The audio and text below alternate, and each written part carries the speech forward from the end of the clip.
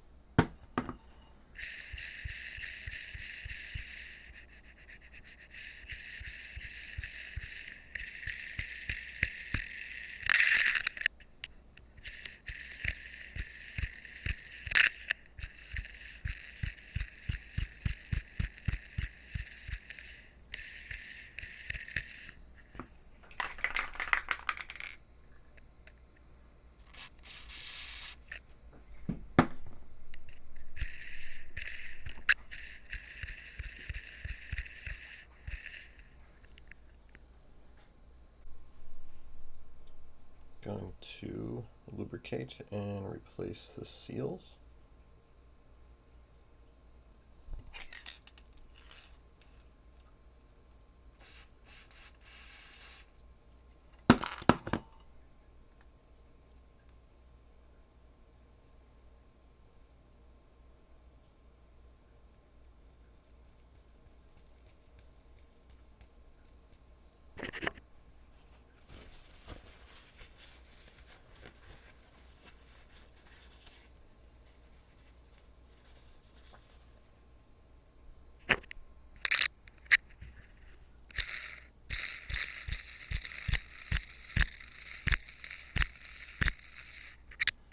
We're going to find out now if it's just this pinion ball bearing and if it's not the one further down, because I can't get this pinion out. Months ago I opened it up, took a look at it, and nope, I wasn't going to pull on it, so I put it right back together. So we're going to find out if it's just this one. Now it's worth mentioning that I had no interest in opening up a reel today. I was getting ready to go down the beach. I was working on this reel until around 1, 2 o'clock in the morning, getting this ready to send out to Elias to see if what I do to a reel as far as surf prep is concerned will outperform the mag sealed, rubber sealed Fuego LT. That's the $60 Exceler, and that was kind of a little spur of the moment, last minute project. So trust me when I say this, I had no interest in taking apart a reel, but this is a reel I wanted to use since it's already spooled up with a light line. This is what I wanted to use before this big nor'easter hit.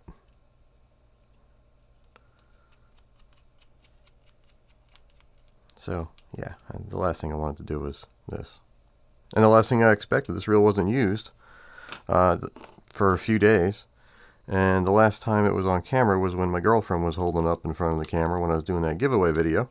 And spoiler alert, if you're kind of on the fence whether or not you want to buy this reel, in my opinion, this is the best reel under the Saragossa, and it was fine. And it hadn't even been used since then. It hadn't been outside. It's been sitting on my bench, which is fairly warm when the lights are on. And yeah. Oop.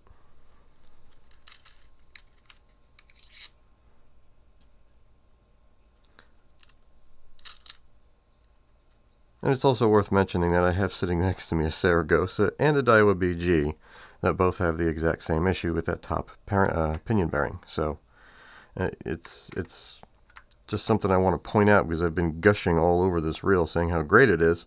And I even mentioned that I did dunk it maybe about a month ago. Didn't that stupid O-ring? Did I just chew it? Another thing I don't like about the design. See that red O-ring in there? I think I just destroyed it. It looked like it was seated properly when I started tightening it.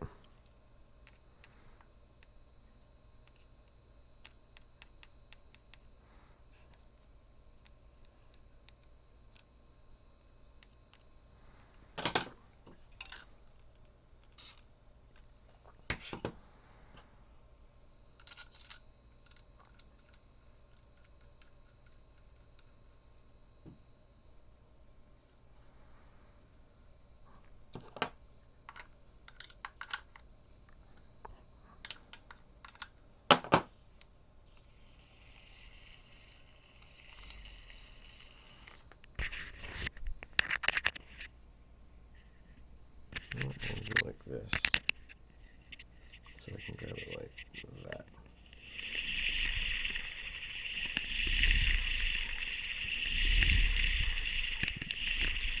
That sounds like it's kind of remedied the majority of what was going on.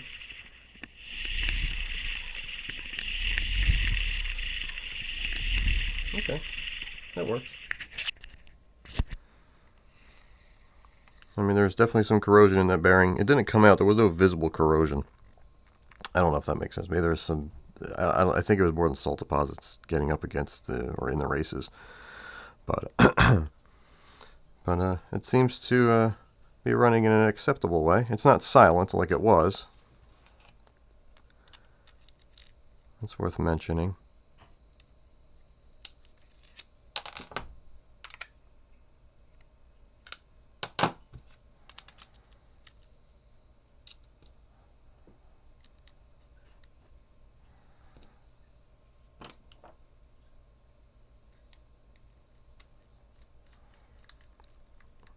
And let's face it, if we're being honest with ourselves, when that bearing was all raspy, would it have affected anything? I don't think so. But there are people out there that think they need a perfectly silent reel and all that kind of stuff, and if there's anything wrong, it's a failure, and do not buy it, and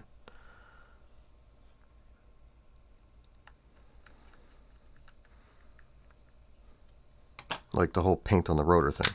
I mean, does it really matter? You're trying to maximize your resale value on a $159 reel. That's going to be sold on Amazon for $99 by the time 2019 comes around.